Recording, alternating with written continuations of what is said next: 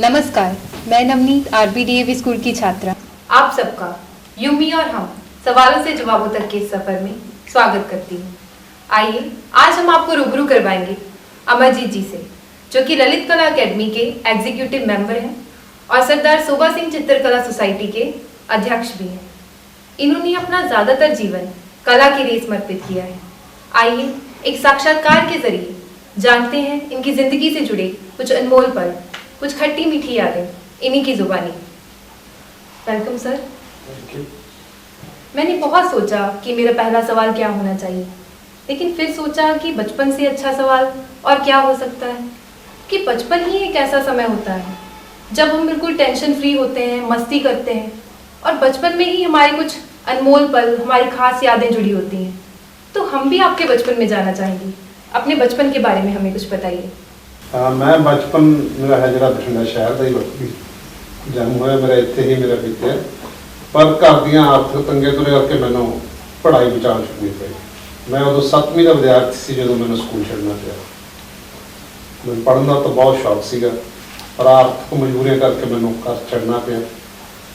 जब मैं स्कूल का मेरा आखिरी दिन सीगा, मैं रिजल्ट देखने लिए आपदा चला गया, तो जब स्टेज तो अनाउंस होया तो मैं सारे सैक्शनां विचों टॉप कीता सीगा, पर मेरी बदकिस्मती सी कि मेरा वो आखिरी पल सी स्कूल दे विच। उस तो बाद मैं स्कूल नहीं गया कदे। मैं अपने मामा जी साडे मानसा एक आर्टिस्ट सन, उन्हां कोल काम सीखण लई चला गया। उस तो बाद मैंने स्कूल की विद्या प्राप्त करने का मौका तो नहीं मिला, पर क्योंकि विद्या प्राप्त करना मैंने शौक सीगा। कई बार मैंने लगता भी जो स्कूल च नहीं भी सी तां भी विद्या प्राप्त कर सकते, थोड़े कोई होर बहुत सारे साधन हैं। उस टाइम रेडियो एक बहुत अच्छा साधन हुंदा सीगा। मैं रेडियो तो बहुत अच्छिया गल्लां सुनदा, मैनूं पढ़न का शौक सी। मैं मैगजीन पढ़दा, अखबार भी जे मैं जिन्ना समा लगदा जिन्ना मैनूं उपलब्ध हुंदे, क्योंकि उदों साधन भी घੱਟ सन थोड़े जे। साडे एरिया दे विच तां खास तौर ते अखबारां जां रसालिਆਂ ਦਾ बहुत घੱਟ चलन सी उदों। मैं उस तरह नूं जिन्ने मैनूं उपलब्ध हुंदे मैं पढ़न की कोशिश करदा, जिन्ना मैनूं समां मिलदा मैं उन्होंने पढ़ता। सो मैं जिन्ना पढ़ सकिया कोशिश की पढ़न की, तो मेरी खुशकिस्मती है कि मैं काफ़ी साहित्य में पढ़ने की कोशिश की है। अज मैं बहुत सारिया साहित्यक संस्थावां दा भी नाल जुड़िया होया हाँ, कलात्मक संस्थावां नाल भी जुड़िया होया हाँ। कदे कदे मैं कुछ लिख भी लैंदा हाँ।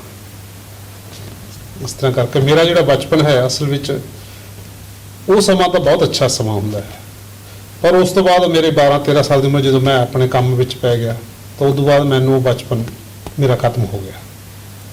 क्योंकि जो भी तुसी किसी भी कमर्शल अदारे नाल जुड़ जाते हो ਜਾਂ ਤੁਸੀਂ ਕੰਮ ਕਰਨ ਲੱਗ ਜਾਂਦੇ ਹੋ ਜਾਂ ਤਾਂ ਤੁਹਾਡਾ ਬਚਪਨ ਖਤਮ ਹੋ ਜਾਂਦਾ ਹੈ। ਸੋ ਹੁਣ ਵੀ ਜੇ ਕਿਸੇ ਬਹੁਤ ਸਾਰੇ ਸਕੂਲਾਂ ਕਾਲਜਾਂ ਵਿੱਚ ਜਾਣ ਦਾ ਮੌਕਾ ਮਿਲਦਾ ਹੈ ਤਾਂ ਉਹ ਬੱਚਿਆਂ ਨੂੰ ਵੇਖ ਕੇ ਚੰਗਾ ਲੱਗਦਾ ਹੈ, ਬਚਪਨ ਵੀ ਯਾਦ ਆਉਂਦਾ ਹੈ। ਸੋ ਬਚਪਨ ਦੇ ਵਿੱਚ ਕੋਈ ਬਾਹਲੇ ਵਧੀਆ ਤਜਰਬੇ ਨਾ ਹੋ ਸਕੇ ਕਿਉਂਕਿ ਸਕੂਲ ਦੀ ਪੜ੍ਹਾਈ ਛੇਤੀ ਛੱਡਣੀ ਪਈ। ਜਦੋਂ ਕਮਰਸ਼ੀਅਲ ਕੰਮ ਚਲੇ ਗਏ ਫਿਰ ਬਹੁਤ ਜ਼ਿਆਦਾ ਲਾਈਫ ਬਿਜ਼ੀ ਹੋ ਗਈ। ਕਈ ਵਾਰੀ 12-12 14-14 ਘੰਟੇ ਉਸ ਅਦਾਰੇ ਨਾਲ ਹੀ ਜੁੜਿਆ ਰਹਿਣਾ ਪੈਂਦਾ ਸੀਗਾ।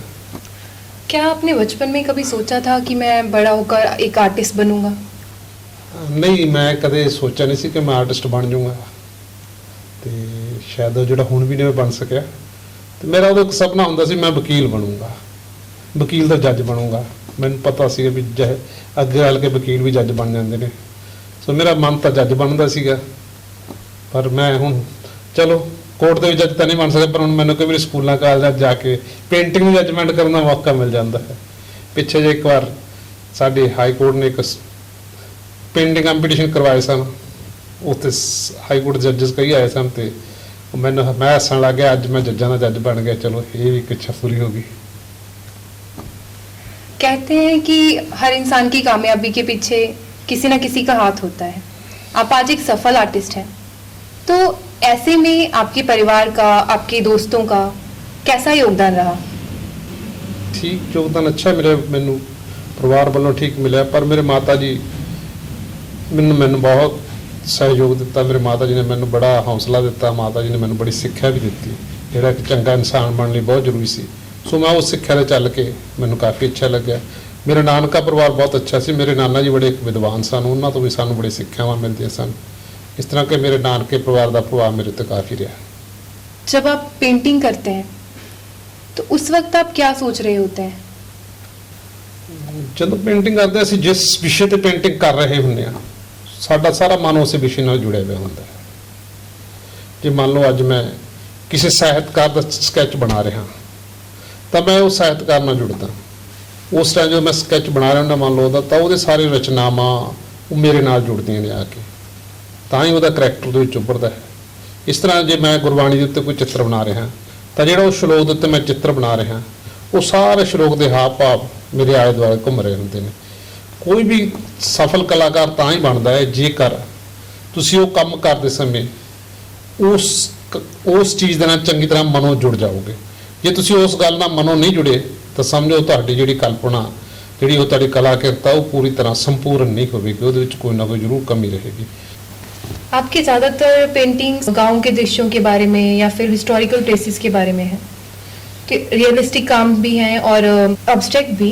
तो आपको किस तरह का काम करना पसंद है? ਮੈਨੂੰ ਸਾਰੇ ਤਰ੍ਹਾਂ ਦੇ ਕੰਮ ਪਸੰਦ ਹੈ, ਚਾਹੇ ਉਹ ਰਿਅਲਿਸਟਿਕ ਹੋਵੇ, ਚਾਹੇ ਉਹ ਐਬਸਟਰੈਕਟ ਹੋਵੇ, ਚਾਹੇ ਉਹ ਮਾਡਰਨ ਹੋਵੇ, ਚਾਹੇ ਸੁਰਲਿਸਟਿਕ ਹੋਵੇ, ਚਾਹੇ ਉਹ ਗ੍ਰਾਫਿਕ ਹੋਵੇ। ਪਰ ਸਵਾਲ ਇਹ ਨਹੀਂ ਹੁੰਦਾ ਹੈ ਵੀ ਕਿਸ ਤਰ੍ਹਾਂ ਦਾ ਕੰਮ ਹੈ, ਸਵਾਲ ਇਹ ਹੁੰਦਾ ਵੀ ਉਹਦੇ 'ਚ ਕੁਆਲਿਟੀ ਕਿੰਨੀ ਹੈ। ਜੇ ਉਹ ਕੰਮ ਅੱਛਾ ਹੈ, ਕਿਸੇ ਵੀ ਵਿਧਾ ਵਿੱਚ ਕਰ ਲਿਆ ਜਾਵੇ ਕੋਈ ਫਰਕ ਨਹੀਂ ਪੈਂਦਾ ਉਸ ਗੱਲ ਨਾਲ। ਜੇ ਉਹ ਕੰਮ ਮਾੜਾ ਹੈ, ਕੰਮ ਦੇ ਵਿੱਚ ਕੁਆਲਿਟੀ ਨਹੀਂ, ਤੁਸੀਂ ਉਹ ਕਰਨ ਵਾਲੇ ਨੇ ਦਿਲੋਂ ਲੱਗ ਕੇ ਨਹੀਂ ਉਸ ਨੂੰ ਕੀਤਾ, ਤਾਂ ਉਹ ਕੋਈ ਵੀ ਵਿਧਾ ਹੋਵੇ ਤਾਂ ਉਹ ਸਫਲ ਨਹੀਂ ਹੁੰਦਾ। पंजाब विच कई सुसाइटीज़ आई ते कई चलिया भी गई, लेकिन सोभा सिंह कला सोसाइटी एक यह जी सोसाइटी है जो 25 साल तो एक्टिव सोसाइटी है ते कंटिन्यूली चली आ रही है। तो फिर ਤੁਹਾਨੂੰ ਕਦੋਂ ਲੱਗਿਆ ਕਿ ਬਠਿੰਡਾ ਨੂੰ ਇੱਕ ਸੁਸਾਇਟੀ ਦੀ ਜ਼ਰੂਰਤ ਹੈ? ਮੈਂ ਜਦੋਂ ਬਠਿੰਡੇ ਆ ਤਾਂ ਕੁਝ ਮਿੱਤਰਾਂ ਨਾਲ ਮਿਲ ਕੇ ਮੈਂ ਸੋਚਿਆ ਵੀ ਇੱਕ ਕਲਾ ਸੁਸਾਇਟੀ ਬਣਾਈ ਜਾਵੇ। ਉਹ ਅਸੀਂ ਕਲਾ ਸੁਸਾਇਟੀ ਬਣਾਈ, ਪਰ ਸਮੱਸਿਆ ਉਹਦੀ ਇਹ ਹੋ ਗਈ ਕਿ ਅਸੀਂ ਜਿਹੜੇ ਬੰਦੇ ਮੇਰੇ ਨਾਲ ਕੁਝ ਜੁੜੇ ਉਹਨਾਂ ਦਾ ਇੱਕ ਜਿਹੜਾ ਮੋਟਿਵ ਸੀ ਉਹ ਕਮਰਸ਼ੀਅਲ ਹੋ ਗਿਆ ਉਸ ਗੱਲ 'ਚ। ਇਸ ਕਰਕੇ ਮੈਂ ਥੋੜਾ ਜ਼ਿਆਦਾ ਬਿਜ਼ੀ ਹੋ ਗਿਆ ਤੇ ਉਹਨਾਂ ਦਾ ਮੋਟਿਵ ਕਮਰਸ਼ੀਅਲ ਹੋ ਕਰਕੇ ਅਸੀਂ ਕਾਮਯਾਬ ਨਾ ਹੋ ਸਕੇ। ਇਹ 1977 ਦੀ ਗੱਲ ਹੈ।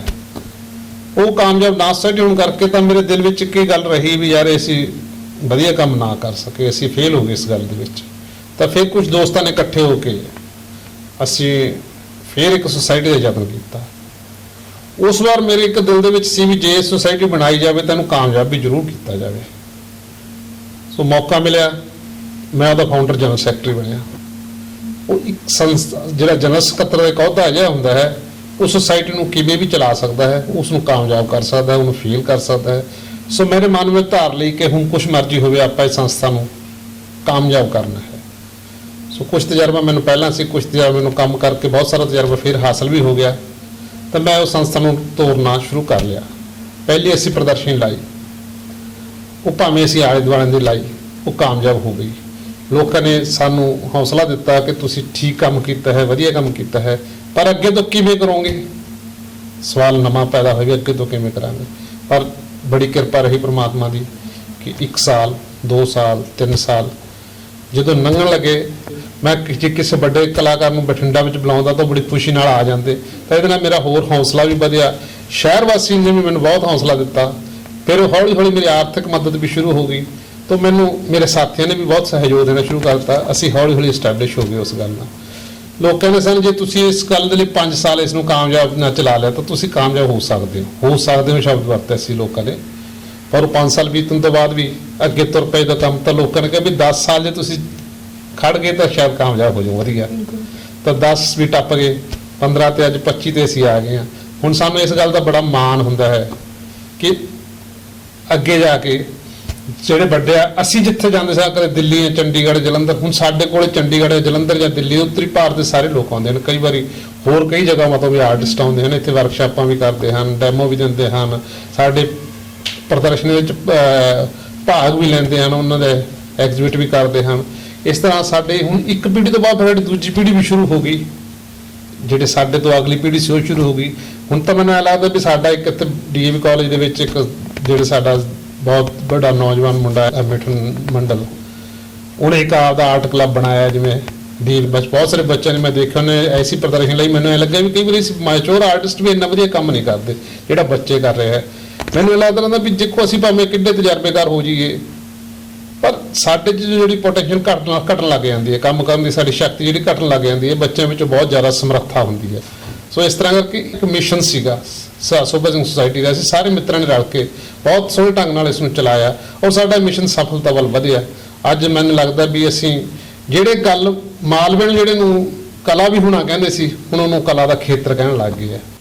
कि सूबा सिंह कला सोसाइटी एग्जीबिशन ही लगाती है या फिर कोई और काम भी करती है? ਸੂਬਾ ਸਿੰਘ ਸੁਸਾਇਟੀ ਦਾ ਮਿਸ਼ਨ ਤਾਂ ਕੱਲਾ ਦੇਖੋ ਕਲਾ ਦੇ ਲਈ ਕੰਮ ਕਰਨਾ ਹੈ। ਉਹਦੇ ਵਿੱਚ ਐਗਜ਼ੀਬਿਸ਼ਨ ਹੀ ਕੱਲਾ ਅਸੀਂ ਨਹੀਂ ਲਾਉਂਦੇ ਹਾਂ, ਅਸੀਂ ਵਰਕਸ਼ਾਪਾਂ ਕਰਦੇ ਹਾਂ। ਵਰਕਸ਼ਾਪਾਂ ਦੇ ਵਿੱਚ ਸਾਡੇ ਜਿਹੜੇ ਆਰਟਿਸਟ ਹੈ ਇਕੱਠੇ ਹੁੰਦੇ ਹਨ, ਇੱਕ ਦੂਜੇ ਤੋਂ ਸਿੱਖਦੇ ਹਨ, ਸਿਖਾਉਂਦੇ ਹਨ। ਇਸ ਨੂੰ ਅਸੀਂ ਨਾ ਹੀ ਸਿੱਖੋ ਤੇ ਸਿਖਾਓ ਲੜੀ ਅਧੀਨ ਦਿੱਤਾ ਹੋਇਆ ਹੈ। ਅਸੀਂ ਐਗਜ਼ੀਬਿਸ਼ਨ ਦੇ ਨਾਲ ਇੱਕ ਕੰਪੀਟੀਸ਼ਨ ਬਣਾਉਣੇ ਆ ਜਿਹੜਾ ਪੂਰੇ ਮਾਲਵੇ ਖੇਤਰ ਦਾ ਤਾਂ ਘੱਟੋ ਘੱਟ ਹੁੰਦਾ ਹੈ। ਕਈ ਵਾਰੀ ਹਰਿਆਣੇ ਜਾਂ ਰਾਜਸਥਾਨ ਤੋਂ ਜਾਂ ਚੰਡੀਗੜ੍ਹ ਤੱਕ ਦੇ ਬੱਚੇ ਵੀ ਸਾਡੇ ਕੰਪੀਟੀਸ਼ਨ ਆ ਜਾਂਦੇ ਹਨ। ਸੋ ਸਾਡਾ ਜਿਹੜਾ ਉਹ ਹੈ, ਉਹ ਇੱਕ ਮਿਸ਼ਨ ਹੈ ਸਾਡਾ ਵੀ ਅਸੀਂ ਨਵੇਂ ਬੱਚਿਆਂ ਨੂੰ ਕਲਾ ਦੇ ਖੇਤਰ ਵੱਲ ਵੀ ਲੈ ਕੇ ਆਉਣੇ ਆ, ਉਹਨਾਂ ਨੂੰ ਇੱਧਰ ਲਾਉਣੇ ਵੀ ਆ। ਇਸ ਦੇ ਨਾਲ ਉਹ ਸਾਡੇ ਸਮਾਜ ਦਾ ਵੀ ਭਲਾ ਹੋਏਗਾ, ਉਹ ਨਸ਼ਿਆਂ ਤੋਂ ਵੀ ਬਚਦੇ ਨੇ, ਉਹ ਕਲਾ ਵੱਲ ਵੀ ਜਾਂਦੇ ਨੇ, ਉਹ ਕੁਝ ਸਿੱਖਦੇ ਵੀ ਨੇ ਜੀਵਨ ਦੇ ਵਿੱਚ, ਕਿਉਂਕਿ ਕਲਾ ਸਾਨੂੰ ਬਹੁਤ ਕੁਝ ਸਿਖਾਉਂਦੀ ਹੈ। ਸੋ ਇਸ ਤੋਂ ਇਲਾਵਾ ਅਸੀਂ ਡੈਮੋ ਕਰਾਉਂਦੇ ਆ, ਹੋਰ ਅਸੀਂ ਬਾਹਰ ਟੂਰ ਵੀ ਆਰਟਿਸਟਾਂ ਨੂੰ ਲੈ ਕੇ ਜਾਂਦੇ ਹਾਂ, ਜਿਸ ਤਰ੍ਹਾਂ ਵੀ ਅੱਡੋ ਅੱਡ ਜਗ੍ਹਾਵਾਂ 'ਤੇ ਕਿਤੇ ਕਲਾਤਮਕ ਦ੍ਰਿਸ਼ ਦੇਖਣ ਵਾਲੇ, ਕਿਤੇ ਕਲਾਤਮਕ ਬਿਲਡਿੰਗਾਂ ਬਣੀਆਂ, ਕਿਤੇ ਆਰਟ ਗੈਲਰੀਆਂ ਬਣੀਆਂ ਹੋਈਆਂ ਨੇ, ਉਸ ਤਰ੍ਹਾਂ ਕਿਤੇ ਮਿਨੀਏਚਰ ਦਾ ਕੰਮ ਹੋਇਆ ਹੋਇਆ ਹੈਗਾ। ਉਹਨਾਂ ਚੀਜ਼ਾਂ 'ਤੇ ਵੀ ਅਸੀਂ ਫੋਕਸ ਕਰਦੇ ਹਾਂ ਆਪਣੇ ਆਪ ਨੂੰ।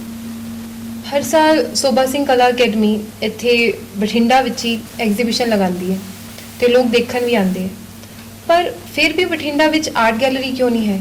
ਤੁਸੀਂ ਕਹਿ ਰਹੇ ਹੋ ਕਿ ਬਠਿੰਡਾ ਵਿੱਚ ਮਾਲਵਾ ਹੁਣ ਆਰਟ ਦੇ ਖੇਤਰ ਵਿੱਚ ਅੱਗੇ ਵੱਧਦਾ ਜਾ ਰਿਹਾ ਹੈ, ਲੇਕਿਨ ਬਠਿੰਡਾ ਵਿੱਚ ਫਿਰ ਵੀ ਇੱਕ ਆਰਟ ਗੈਲਰੀ ਨਹੀਂ ਹੈ। ਕਿ ਤੁਹਾਨੂੰ ਨਹੀਂ ਲੱਗਦਾ ਕਿ ਬਠਿੰਡਾ ਵਿੱਚ ਇੱਕ ਆਰਟ ਗੈਲਰੀ ਹੋਣੀ ਚਾਹੀਦੀ ਹੈ? ਆਰਟ ਗੈਲਰੀ ਤਾਂ ਮੈਂ ਇਕੱਲਾ ਬਠਿੰਡਾ ਵਿੱਚ ਕਿਉਂ, ਮੈਂ ਤਾਂ ਇਹ ਕਹਿੰਦਾ ਨਾ ਵੀ ਇੱਕ ਆਰਟ ਗੈਲਰੀ, ਇੱਕ ਮਿਊਜ਼ੀਅਮ, ਘੱਟੋ ਘੱਟ ਦੋ ਚੀਜ਼ਾਂ ਹਰ ਜ਼ਿਲ੍ਹੇ ਦੇ ਹੈੱਡਕੁਆਟਰ ਤਾਂ ਹੋਣੀ ਚਾਹੀਦੀਆਂ ਹਨ। ਕਿਉਂਕਿ ਜਿਹੜਾ ਵਿਕਾਸ ਸਾਡਾ ਹੈ, ਮਨੁੱਖ ਦਾ ਵਿਕਾਸ ਹੈ, ਉਹ ਕਲਾ ਦੇ ਨਾਲ ਜੁੜ ਕੇ ਹੀ ਹੁੰਦਾ ਹੈ। ਜੇ ਤੁਸੀਂ ਕਹੋਗੇ ਵੀ ਕੋਈ ਇੰਡਸਟਰੀ ਵਿਕਾਸ ਕਰਦੀ ਹੈ, ਮੈਂ ਇਹਦੇ ਨਾਲ ਬਹੁਤਾ ਸਹਿਮਤ ਨਹੀਂ ਗਾ। ਇਹ ਤੁਹਾਡੀ ਭੌਤਿਕ ਤਰੱਕੀ ਹੈ, ਪਰ ਤੁਹਾਨੂੰ ਮਾਨਸਿਕ ਤਰੱਕੀ ਲਈ ਤਾਂ ਕਲਾ ਨਾਲ ਹੀ ਜੁੜਨਾ ਪਏਗਾ। ਐਟਲੀਸਟ ਜਿੰਨੇ ਤੁਹਾਡੇ ਕਲਾ, ਕੋਈ ਵੀ ਕੋਮਲ ਕਲਾ ਤੁਹਾਡੇ ਮਨ ਦੇ ਵਿੱਚ ਨਹੀਂ ਹੋਏਗੀ, ਤੁਹਾਡੇ ਵਿਕਾਸ ਨਹੀਂ ਕਰੇਗੀ, ਤਾਂ ਤੁਸੀਂ ਮਾਨਸਿਕ ਤੌਰ ਤੇ ਸੰਤੁਸ਼ਟ ਨਹੀਂ ਹੋਵੋਗੇ, ਤਰੱਕੀ ਨਹੀਂ ਕਰ ਸਕੋਗੇ। ਮਸ਼ੀਨਾਂ ਵਾਂਗੂ ਭੱਜਣ ਦਾ ਕੋਈ ਬਹੁਤਾ ਲਾਭ ਨਹੀਂ ਗਾ। ਜਿਹੜੀ ਗੱਲ ਬਠਿੰਡਾ ਦੇ ਵਿੱਚ ਕਲਾ ਭਵਨ ਬਣਾਉਣ ਦੀ ਹੈ, ਅਸੀਂ ਬਹੁਤ ਸਾਰੇ ਮੰਤਰੀਆਂ ਨੂੰ, ਐਮਐਲਏਆਂ ਨੂੰ, ਬਹੁਤ ਸਾਰੇ ਡੀਸੀਆਂ ਨੂੰ, ਆਈਐਸ ਅਫੀਸਰਾਂ ਨੂੰ ਬਹੁਤ ਵਾਰੀ ਪਹੁੰਚ ਕਰ ਚੁੱਕੇ ਹਾਂ, ਪਰ ਇਹ ਲੋਕ ਪਤਾ ਨਹੀਂ ਕਿਉਂ ਸਵਾਰਥੀ ਨੇ, ਕਿ ਪਤਾ ਨਹੀਂ ਇਹਨਾਂ ਨੂੰ ਸਾਡੀ ਗੱਲ ਸਮਝ ਨਹੀਂ ਆਉਂਦੀ, ਪਤਾ ਨਹੀਂ ਸਾਨੂੰ ਜਾਣ ਬੁੱਝ ਕੇ ਇਗਨੋਰ ਕਰਦੇ ਹਨ, ਪਤਾ ਨਹੀਂ ਇਹਨਾਂ ਦੇ ਮਨਾਂ ਵਿੱਚ ਕੀ ਹੈ, ਪਤਾ ਨਹੀਂ ਲੋਕਾਂ ਨੂੰ ਸਿਆਣੇ ਨਹੀਂ ਹੋਣ ਦੇਣਾ ਚਾਹੁੰਦੇ, ਪੜ੍ਹਨ ਲਿਖਣ ਨਹੀਂ ਦੇਣਾ ਚਾਹੁੰਦੇ ਇਹਨਾਂ ਨੂੰ। ਸੋ ਅਸੀਂ ਵਾਰ-ਵਾਰ ਫਿਰ ਵੀ ਕਹਿੰਦੇ ਹਾਂ ਵੀ ਤੁਸੀਂ ਸਰਕਾਰ ਨੂੰ ਕਦੇ ਨਾ ਕਦੇ ਸਰਕਾਰ ਨੂੰ ਕਰਨਾ ਹੀ ਪਊਗਾ। ਸੋ ਅਸੀਂ ਆਸ ਰੱਖਦੇ ਵੀ ਸਰਕਾਰਾਂ ਨੂੰ ਕਦੇ ਨਾ ਕਦੇ ਇਹੋ ਜਿਹੇ ਕੰਮ ਕਰਨੇ ਹੀ ਪੈਣਗੇ। ਪੰਜਾਬ ਇੱਕ ਰਿਚ ਸਟੇਟ ਹੈ, ਇੱਥੇ ਪੈਸਾ ਬਹੁਤ ਹੈ ਹਰ ਖੇਤਰ ਵਿੱਚ ਡਿਵੈਲਪਮੈਂਟ ਵਾਸਤੇ। ਐਜੂਕੇਸ਼ਨ ਲਗਾ ਲਓ ਜਾਂ ਫਿਰ ਸਪੋਰਟਸ ਲਗਾ ਲਓ, ਲੇਕਿਨ ਕਲਾ ਫਿਰ ਵੀ ਇੰਨੀ ਸਲੋ ਡਿਵੈਲਪ ਹੋ ਰਹੀ ਹੈ ਕਿ ਤੁਸੀਂ ਸਰਕਾਰ ਨੂੰ ਇਸ ਦਾ ਜ਼ਿੰਮੇਦਾਰ ਠਹਿਰਾਓਗੇ ਜਾਂ ਇਹਦਾ ਕੋਈ ਹੋਰ ਕਾਰਨ ਵੀ ਹੋ ਸਕਦਾ ਹੈ ਕਿ ਲੋਕਾਂ ਨੂੰ ਮੌਕੇ ਨਹੀਂ ਮਿਲਦੇ? ਠੀਕ ਹੈ, ਪੰਜਾਬ ਰਿਚ ਇਲਾਕਾ ਤਾਂ ਹੈ, ਪਰ ਪੰਜਾਬ ਇੱਕ ਨਾ, ਜੇ ਇੱਕ ਸ਼ਬਦ ਮੈਂ ਵਰਤਾਂ ਵੀ, ਅਸੀਂ ਨਾ ਵਿਖਾਵੇ ਦੇ ਲੋਕ ਜ਼ਿਆਦੇ ਹਾਂ। ਅਸੀਂ ਜੇ ਕੋਈ ਵੀ ਕਲਾ ਖਰੀਦਣੀ ਹੈ, ਕਲਾ ਨਹੀਂ ਖਰੀਦਦੇ ਹਾਂ ਅਸੀਂ ਉਸ ਦੇ ਉੱਤੇ ਸਾਡਾ ਪੰਜਾਬ ਕੀ ਕਰਦਾ ਵੀ ਮਹਿੰਗੀ ਤੋਂ ਮਹਿੰਗੀ ਸ਼ਰਾਬ ਦੀ ਬੋਤਲ ਖਰੀਦਣ ਵੱਲ ਨੂੰ ਜ਼ਿਆਦਾ ਭੱਜਦਾ। ਸੋ ਵਿਖਾਵੇ ਦੇ ਲੋਕ ਨੇ, ਉਹ ਕਹਿੰਦੇ ਵੀ ਉਸ ਤਰ੍ਹਾਂ ਦਾ ਸਟੇਟਸ ਸਿੰਬਲ ਆਪਦੇ ਆਪ ਨੂੰ ਬਣਾਉਣ ਦੀ ਕੋਸ਼ਿਸ਼ ਕਰਦੇ ਵੀ ਲੋਕਾਂ ਵਿੱਚ ਅਸੀਂ ਵਿਖਾਵਾ ਕਰ ਲਈਏ, ਪਰ ਮੈਨੂੰ ਲੱਗਦਾ ਵੀ ਜਿਹੜਾ ਕਲਾ ਦਾ ਵਿਖਾਵਾ ਉਹ ਬਹੁਤ ਥੋੜਾ ਹੁੰਦਾ। ਕਿਉਂਕਿ ਜੇ ਸਾਡਾ ਰੇਤਲਾ ਇਲਾਕਾ ਸੀਗਾ, ਇੱਥੇ ਨਾ ਤਾਂ ਕੋਈ ਬਹੁਤੇ ਅਮੀਰ ਲੋਕ ਹੁੰਦੇ ਸਨ ਪਹਿਲਾਂ, ਨਾ ਕੋਈ ਰਾਜੇ ਮਹਾਰਾਜੇ ਹੋਏ, ਸਾਡੇ ਲੋਕ ਬਹੁਤ ਪਛੜੇ ਹੋਏ ਸੀਗੇ। ਸੋ ਇਹ ਕਲਾ ਵੀ ਹੋਣਾ ਇਲਾਕਾ ਰਿਹਾ। ਮੈਨੂੰ ਤਾਂ ਐਂ ਲੱਗਦਾ ਹੈ ਵੀ ਕਦੇ ਕਦੇ ਸਾਡੀ ਸੂਬਾ ਸੁਸਾਇਟੀ ਤੋਂ ਪਹਿਲਾਂ ਇਸ ਨੇ ਕਿਤੇ ਇੱਕ ਦੋ ਬੰਦੇ ਸਾਡੇ ਕਿਤੇ ਕਿਸੇ ਨੇ ਕਲਾ ਦੀ ਗੱਲ ਹੀ ਨਹੀਂ ਕੀਤੀ ਹੋਣੀ ਇਸ ਇਲਾਕੇ 'ਚ। ਜਿਹੜੇ ਇਲਾਕੇ ਹੁਣ ਦੇਖੋ 100 200 500 1000 ਸਾਲਾਂ ਦੇ ਵਿਕਸਿਤ ਹੋਏ ਵੀ ਨੇ, ਉੱਥੇ ਆਰਟ ਗੈਲਰੀ ਮਿਊਜ਼ੀਅਮ ਬਣੇ ਨੇ। ਅਸੀਂ ਤਾਂ ਮੈਨੂੰ ਲੱਗਦਾ ਵੀ ਵਿਕਾਸ ਹੀ ਬਹੁਤ ਥੋੜੇ ਸਮੇਂ ਤੋਂ ਕਰ ਰਹੇ ਹਾਂ। ਸੋ ਇਹ ਹੋ ਜਾਏਗਾ, ਜ਼ਰੂਰ ਹੋਏਗਾ। ਅਸੀਂ ਆਸ ਰੱਖਦੇ ਹਾਂ ਵੀ ਆਰਟ ਗੈਲਰੀ ਬਣੇਗੀ, ਮਿਊਜ਼ੀਅਮ ਵੀ ਬਣੇਗਾ। ਸੂਬਾ ਸਿੰਘ ਕਲਾ ਸੁਸਾਇਟੀ ਨੂੰ ਨੀਅਰਲੀ 25 ਸਾਲ ਹੋਣ ਵਾਲੇ ਹੈ, ਤਾਂ ਇਸ ਸਫ਼ਰ ਵਿੱਚ ਤੁਹਾਡੇ ਕੀ ਅਨੁਭਵ ਰਹੇ? ਤੁਹਾਨੂੰ ਕੀ ਮੁਸ਼ਕਿਲਾਂ ਦਾ ਸਾਹਮਣਾ ਕਰਨਾ ਪਿਆ? ਮੁਸ਼ਕਿਲਾਂ ਤਾਂ ਮੇਰਾ ਖਿਆਲ ਹੈ ਵੀ ਕੋਈ ਬਹੁਤ ਜ਼ਿਆਦਾ ਨਹੀਂ ਰਹੀਆਂ, ਪਰ ਜਦੋਂ ਇੱਕ ਸੰਸਥਾ ਬਣਦੀ ਹੈ ਸੁਸਾਇਟੀ, ਉਹਦੇ ਵਿੱਚ ਇੱਕੋ ਹੀ ਵੱਡੀ ਮੁਸ਼ਕਿਲ ਹੁੰਦੀ ਹੈ ਕਿ ਲੜਾਈਆਂ ਝਗੜੇ ਲੋਕਾਂ ਦੇ ਬੜੇ ਹੁੰਦੇ ਹਨ। ਬਹੁਤ ਸਾਰੇ ਲੋਕ ਇਹੋ ਜਿਹੇ ਹੁੰਦੇ ਹਨ ਜਿਹੜੇ ਸਿਰਫ ਗਲ ਕੱਢ ਕੇ ਅੱਗੇ ਆਉਣੇ ਚਾਹੁੰਦੇ ਹੁੰਦੇ ਹਨ, ਉਹ ਕੰਮ ਘੱਟ ਕਰਦੇ ਹਨ, ਵਿਖਾਵਾ ਜ਼ਿਆਦਾ ਕਰਦੇ ਹਨ। ਇਹੋ ਜਿਹੇ ਲੋਕ ਹੁੰਦੇ ਹਨ। ਕੁਝ ਲੋਕ ਕੰਮ ਵੀ ਬਹੁਤ ਕਰਦੇ ਹਨ ਤੇ ਕੁਝ ਲੋਕ ਸਿਰਫ ਨਾ ਉਹ ਕੋਈ ਯੋਗਦਾਨ ਪਾਉਣਾ ਚਾਹੁੰਦੇ ਹੁੰਦੇ ਹੈ, ਨਾ ਉਹ ਸੰਸਥਾ ਨੂੰ ਸਫਲ ਹੋਣਾ ਦੇਣਾ ਚਾਹੁੰਦੇ ਹੁੰਦੇ ਹੈ। ਇਹੋ ਜਿਹੇ ਵੀ ਲੋਕ ਹੁੰਦੇ ਹਨ। ਸੋ ਪਰ ਇਹਦੇ ਵਿੱਚ ਇੱਕੋ ਹੀ ਮੈਂ ਤਜਰਬਾ ਕੀਤਾ ਵੀ ਜੇ ਤੁਸੀਂ ਇਮਾਨਦਾਰੀ ਨਾਲ ਮਿਹਨਤ ਕਰ ਰਹੇ ਹੋ ਕਿਸੇ ਵੀ ਜਗ੍ਹਾ ਲਈ, ਕਿਸੇ ਵੀ ਸੰਸਥਾ ਲਈ, ਕਿਸੇ ਵੀ ਸੰਸਥਾ ਦੇ ਲਈ ਕਰ ਰਹੇ ਹੋ, ਤਾਂ ਉਹਦੇ ਵਿੱਚ ਜਿੰਨਾ ਕੁ ਤੁਸੀਂ ਵਰਕ ਕਰਦੇ ਹੋ, ਜਿਹੜਾ ਤੁਹਾਡਾ ਅਪੋਜ਼ ਕਰਨ ਵਾਲਾ ਬੰਦਾ ਹੈ, ਜੇ ਤੁਸੀਂ ਇਮਾਨਦਾਰ ਹੋ, ਸ਼ਰਤ ਇਹ ਪਹਿਲਾਂ ਵੀ ਤੁਸੀਂ ਇਮਾਨਦਾਰ ਹੋਣੇ ਚਾਹੀਦੇ ਹੋ, ਉਹਦੇ ਆਰਥਿਕ ਪੱਖ ਤੋਂ ਇਮਾਨਦਾਰ ਹੋ, ਤੁਸੀਂ ਉਸ ਨੂੰ ਕੰਮ ਕਰਨ ਲਈ ਡੈਡੀਕੇਟ ਹੋ, ਤਾਂ ਜੇ ਤੁਹਾਡਾ 2 ਬੰਦੇ ਵਿਰੋਧ ਕਰਦੇ ਆ ਤਾਂ 4 ਬੰਦੇ ਤੁਹਾਡੇ ਪੱਖ ਵਿੱਚ ਆਪਣੇ ਆਪ ਖੜ ਜਾਣਗੇ। ਮੈਨੂੰ ਤਾਂ ਬਹੁਤੇ ਵਾਰੀ ਇਹੋ ਜਿਹੀ ਕੋਈ ਪ੍ਰੋਬਲਮ ਨਹੀਂ ਆਉਂਦੀ। ਜੇ ਮੇਰਾ ਕੋਈ ਵਿਰੋਧ ਕਰਦਾ ਤਾਂ ਮੇਰੇ ਵਿਰੋਧ ਨੂੰ ਕਾਟ ਮੈਂ ਖੁਦ ਕਰਨ ਦੀ ਲੋੜ ਹੀ ਨਹੀਂ ਪੈਂਦੀ, ਬਹੁਤ ਸਾਰੇ ਲੋਕ ਆਪ ਹੀ ਕਾਟ ਕਰ ਦਿੰਦੇ ਆ। ਸੋ ਮੈਨੂੰ ਬਾਹਲੀ ਦਿੱਕਤ ਕਦੇ ਨਹੀਂ ਆਈ। ਆਰਥਿਕ ਤੌਰ ਤੇ ਵੀ ਲੋਕ ਸਾਥ ਦਿੰਦੇ ਨੇ, ਜਿੰਨਾ ਕੁ ਤੁਸੀਂ ਕੰਮ ਕਰਦੇ ਹੋ ਉਨਾ ਕੁ ਸਾਥ ਦਿੰਦੇ ਨੇ। ਹੁਣ ਇਹ ਹੈ ਵੀ ਲੋਕ ਆਪਣੇ ਆਪ ਹੀ ਪਰਮਾਨੈਂਟ ਸਪਾਂਸਰ ਵੀ ਮੇਰੇ ਨਾਲ ਜੁੜੇ ਹੋਏ ਨੇ। ਉਹ ਆਪਦੇ ਆਪ ਹੀ ਮੈਨੂੰ ਕਹਿੰਦੇ ਨੇ ਵੀ ਜਦੋਂ ਵੀ ਤੂੰ ਫੰਕਸ਼ਨ ਕਰਨਾ ਸਾਡੇ ਤੋਂ ਸਾਡੀ ਬੋਲੋ ਆਪਣੀ ਸਪਾਂਸਰਸ਼ਿਪ ਲੈ ਜਾਈਂ ਭਾਈ ਆ ਕੇ। ਤੋ ਇਸ ਤਰ੍ਹਾਂ ਅਸੀਂ ਕੰਮ ਕਰ ਰਹੇ। ਮੇਰੇ ਖਿਆਲ ਵਾਲੀ ਦਿੱਕਤ ਨਹੀਂ ਆਉਂਦੀ ਜੇ ਤੁਸੀਂ ਇਮਾਨਦਾਰ ਹੋ, ਚੰਗੇ ਢੰਗ ਨਾਲ ਕੰਮ ਕਰ ਰਹੇ ਹੋ, ਸਾਰਿਆਂ ਨੂੰ ਨਾਲ ਲੈ ਕੇ ਕੰਮ ਕਰ ਰਹੇ ਹੋ। ਸੋ ਮੈਨੂੰ ਵੀ ਕੋਈ ਬਹੁਤ ਦਿੱਕਤਾਂ ਨਹੀਂ ਆਈਆਂ। ਨਿੱਕੇ ਮੁੰਡੇ ਦਿੱਕਤਾਂ ਆਉਂਦੀਆਂ ਰਹੀਆਂ, ਫੇਸ ਹੁੰਦੀਆਂ ਰਹੀਆਂ, ਹੱਲ ਹੁੰਦੀਆਂ ਰਹੀਆਂ। ਅੱਜ ਅਸੀਂ ਉੱਥੇ ਖੜੇ ਹਾਂ। ਉਹ ਜਿਹੜੇ ਦਿੱਕਤਾਂ ਪੇਸ਼ ਕਰਨ ਵਾਲੇ ਲੋਕ ਸੀ ਜਾਂ ਇਹਨਾਂ ਨੇ ਪ੍ਰੋਬਲਮਸ ਕ੍ਰੀਏਟ ਕੀਤੀਆਂ ਸੀ, ਉਹ ਅੱਜ ਮੈਨੂੰ ਥਿਆ ਨਹੀਂ ਰਹੇ ਕਿਤੇ। ਮੈਂ ਤਾਂ ਉੱਥੇ ਖੜਾ। ਤੁਸੀਂ ਵੀ ਮੰਨਦੇ ਹੋ ਕਿ ਇੱਕ ਆਰਟਿਸਟ ਨੂੰ ਆਪਣੀ ਜ਼ਿੰਦਗੀ ਵਿੱਚ ਬਹੁਤ ਸੰਘਰਸ਼ ਕਰਨਾ ਪੈਂਦਾ ਹੈ, ਉਸਨੂੰ ਬਹੁਤ ਮੁਸ਼ਕਿਲਾਂ ਦਾ ਸਾਹਮਣਾ ਕਰਨਾ ਪੈਂਦਾ ਹੈ ਆਰਟ ਲਈ। ਅਗਰ ਇੱਕ ਆਰਟਿਸਟ ਦੀ ਗੱਲ ਨਾ ਕਰੀਏ, ਉਹਦੀ ਫੈਮਿਲੀ ਨੂੰ ਕਰਨਾ ਪੈਂਦਾ ਹੈ, ਤਾਂ ਕੀ ਤੁਹਾਡੀ ਫੈਮਿਲੀ ਨੂੰ ਇਸ ਵਜ੍ਹਾ ਨਾਲ, ਤੁਹਾਡੇ ਪ੍ਰੋਫੈਸ਼ਨ ਦੀ ਵਜ੍ਹਾ ਨਾਲ ਕਿਸੇ ਵੀ ਪੱਖੋਂ ਸਫਰ ਕਰਨਾ ਪਿਆ? ਹਾਂ, ਤੁਹਾਡੀ ਗੱਲ ਬਿਲਕੁਲ ਸਹੀ ਹੈ ਵੀ ਜਦੋਂ ਤੁਸੀਂ ਕਲਾ ਦੇ ਵਿੱਚ ਕਿਤੇ ਡੂੰਘੇ ਉਤਰ ਜਾਂਦੇ ਹੋ ਤਾਂ ਤੁਹਾਡਾ ਜਿਹੜਾ ਪਿੱਛੇ ਪਰਿਵਾਰ ਹੁੰਦਾ ਉਹਨੂੰ ਸਫਰ ਕਰਨਾ ਪੈਂਦਾ ਹੈ। ਪਰ ਮੇਰੇ ਪਰਿਵਾਰ ਨੂੰ ਸ਼ਾਇਦ ਸਫਰ ਨਹੀਂ ਕਰਨਾ ਪਿਆ। ਮੇਰਾ ਛੋਟਾ ਬੇਟਾ ਸੀ, ਮੈਂ ਇੱਕ ਵਾਰ ਉਸਨੂੰ ਦਿੱਲੀ ਲੈ ਗਿਆ, ਨਾਲ ਆਰਟ ਗੈਲਰੀਆਂ ਦਿਖਾਈਆਂ ਉਸਨੂੰ। ਉਹਨੇ ਸਾਇੰਸ ਗਰੁੱਪ ਦਾ ਜੁਆਇਨ ਕੀਤਾ ਪਰ ਸਾਇੰਸ ਗਰੁੱਪ 'ਚ ਕਾਮਯਾਬ ਨਾ ਹੋ ਸਕਿਆ। ਮੈਂ ਉਸਨੂੰ ਰਾਏ ਦਿੱਤੀ ਵੀ ਤੂੰ ਐਂ ਕਰ ਵੀ ਆਰਟਿਸਟ ਬਣ ਜਾ। ਉਹ ਕਹਿੰਦਾ ਹਾਂ ਮੈਨੂੰ ਇਹ ਵੀ ਚੰਗਾ ਲੱਗਦਾ। ਸੋ ਉਹਨੇ ਵੀ BFA ਕੀਤੀ ਤੇ ਮੈਂ ਕਿਹਾ ਉਹਨੇ ਸਕਲਪਚਰ ਸਿੱਖ ਲਾ। ਉਹਨੇ ਫਿਰ ਸਕਲਪਚਰ ਦੇ ਟ੍ਰੇਡ ਦੇ ਵਿੱਚ ਕੀਤੀ। ਮਗਰ ਉਹਨੇ ਦਿੱਲੀ ਜਾ ਕੇ MFA ਕੀਤੀ। ਅੱਜ ਉਹ ਦਿੱਲੀ ਦੇ ਵਿੱਚ ਫ੍ਰੀਲਾਂਸ ਕੰਮ ਕਰ ਰਿਹਾ। ਬੜੀ ਖੁਸ਼ੀ ਹੁੰਦੀ ਹੈ, ਚੰਗਾ ਕੰਮ ਕਰ ਰਿਹਾ। ਤੇ ਮੇਰੇ ਪਰਿਵਾਰ ਨੂੰ ਮੇਰਾ ਖਿਆਲ ਹੈ ਜਿੰਨੇ ਕੁ ਮੇਰੇ ਕੋਲ ਸਾਧਨ ਸੀ ਜਾਂ ਜਿੰਨੇ ਕੁ ਆਮ ਸਧਾਰਨ ਬੰਦੇ ਕੋਲ ਸਾਧਨ ਹੁੰਦੇ ਹਨ, ਉਹਦਾ ਪਰਿਵਾਰ ਉਹਨਾਂ ਕੁ ਮੇਰਾ ਪਰਿਵਾਰ ਸੁਖ ਰਿਹਾ, ਖੁਸ਼ੀ ਰਿਹਾ। ਕੋਈ ਦਿੱਕਤ ਵਾਲੀ ਗੱਲ ਨਹੀਂ। ਬੇਟਾ ਮੇਰਾ ਛੋਟਾ ਹੈ, ਉਹ ਕਲਾ ਦੇ ਫੀਲਡ ਦੇ ਵਿੱਚ ਵਧੀਆ ਕਾਮਯਾਬ ਹੈ।